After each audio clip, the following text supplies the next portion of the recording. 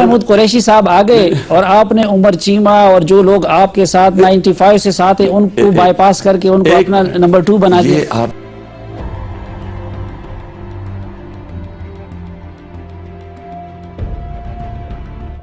عمران خان صاحب نے کیا فرمایا پہلے وہ دیکھ لیتے ہیں. آئیے. اور میں آج ایک اناؤنس کرنا چاہتا ہوں کہ ایک اور وکٹ گرنے والی ہے.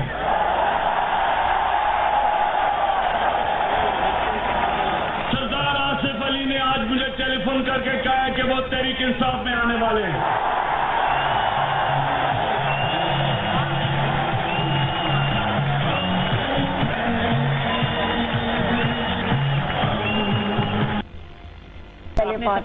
ہم ٹکٹ نہیں دے رہے ہیں لوگوں کو, بھی تو لوگ آ رہے ہیں, لیکن اگر ہر کوئی دیکھ چکا ہے, دوبارہ چاہنے کا مقصد یہ تھا کہ آپ یہ صرف لوگ ایسے ہی آ نہیں رہے, آپ ان کے نام پہ سیاست ہو رہی ہے سر کہ ہم نے ایک اور ذکر آ گیا, ایک اور اٹس اے گریٹ اچیومنٹ. شراتی صاحب نے اسی بیٹھک میں جس کرسی پہ آپ بیٹھے ہیں 2 دن پہلے کچھ کہا تھا, وہ دیکھیں. میں خط لکھتا ہوں زرداری صاحب کو کہ زرداری صاحب یہ آدمی چور ہے. 50 کروڑ روپیہ جو ہے NIO جو میرا ڈپارٹمنٹ تھا اس کے اندر جہاز خرید رہا ہے, اور 50 کروڑ روپیہ یہ چوری کر رہا ہے. اور زرداری صاحب مجھے واپس لکھتے ہیں کہ آپ اس کے ساتھ مکہ کر. ان کی بات کر رہے ہیں, کون صاحب ہیں 50 کروڑ کا کون؟ سر یہ فائل نام آپ لینا شروع کریں سر. آپ لوگ ایک دوسرے میں پردہ ڈالتے ہیں, کون جاننا ہے حق ہے سر, بتائیں. وہ آصف احمد علی. ٹھیک, اب دیکھیں, اب میں اور میں آج ایک اناؤنس کرنا چاہتا ہوں کہ ایک اور وکٹ گرنے والی ہے.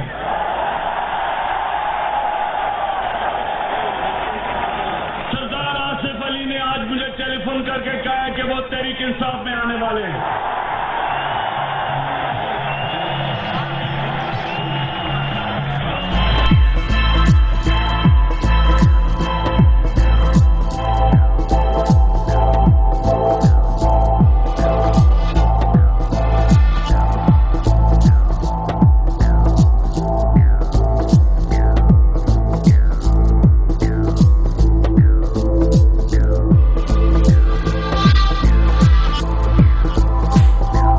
وہ نہیں ہوتی جو کہ جی میں نے بڑا سیاست میں نام بنا کے میں آ گیا ہوں اور میں پھر اپنا لوٹا کبھی ادھر جا رہا ہوں کبھی ادھر جا رہا ہوں. انٹیگریٹی نہیں ہے میرے پاس, نظریہ کوئی نہیں ہے.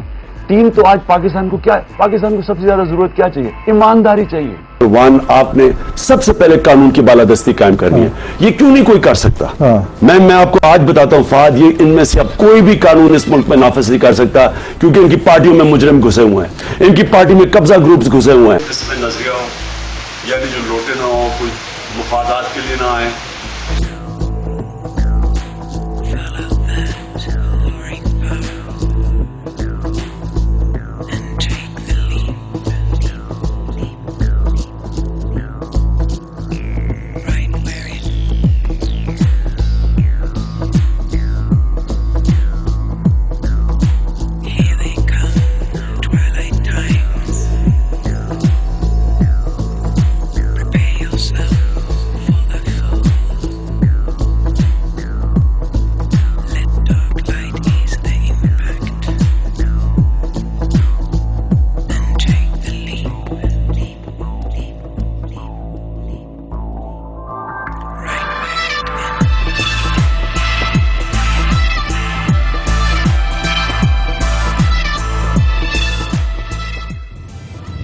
دیکھیے فائزہ, ایک چیز سمجھ جائیں, یہ جو MQM اور یہ جو ابھی یہ جو بھی اس کا نام ہے فاروق جس نے ابھی بات کی ہے, یہ ایک پولیٹیکل پارٹی نہیں ہے, یہ ایک مافیا ہے جس کا ڈان الطاف حسین لندن میں بیٹھا ہوا ہے. ادھر سے بیٹھ کے یہ سارے اس کے نوکر ہیں, وہ جو چاہتا ہے یہ سارے اس کے بیچارے پیروں میں بیٹھتے ہیں کیونکہ ان کی نہ کوئی آواز ہے نہ کچھ ہے.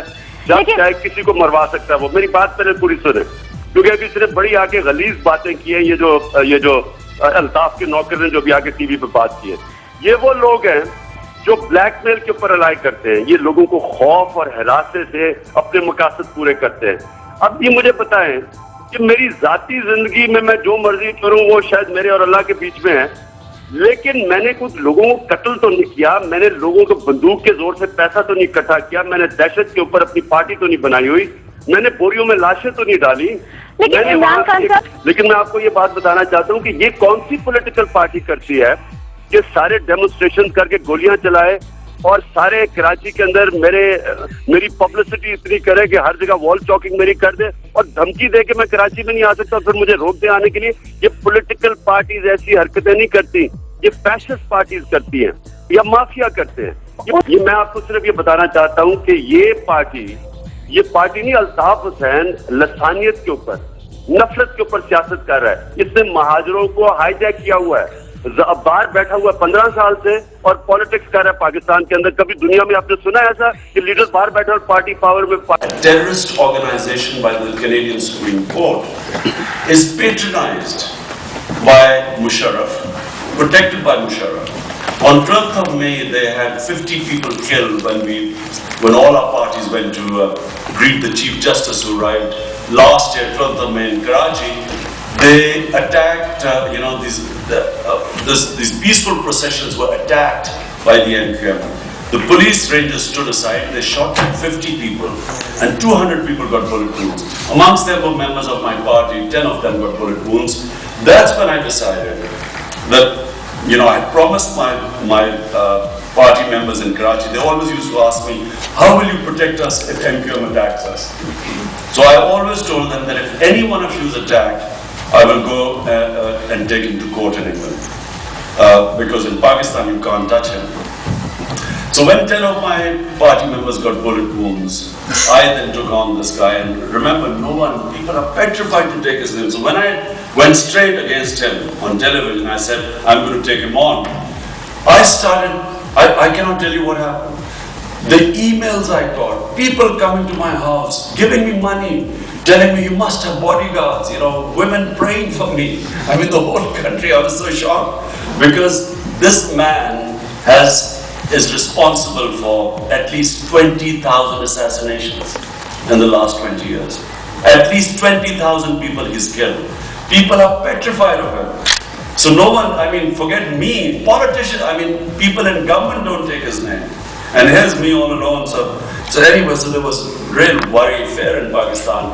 I came in here, I lodged a complaint with Scotland Yard. I said, this guy is a criminal. He has 234 cases, registered cases against him, 44 more murder cases, 20 cases of torture.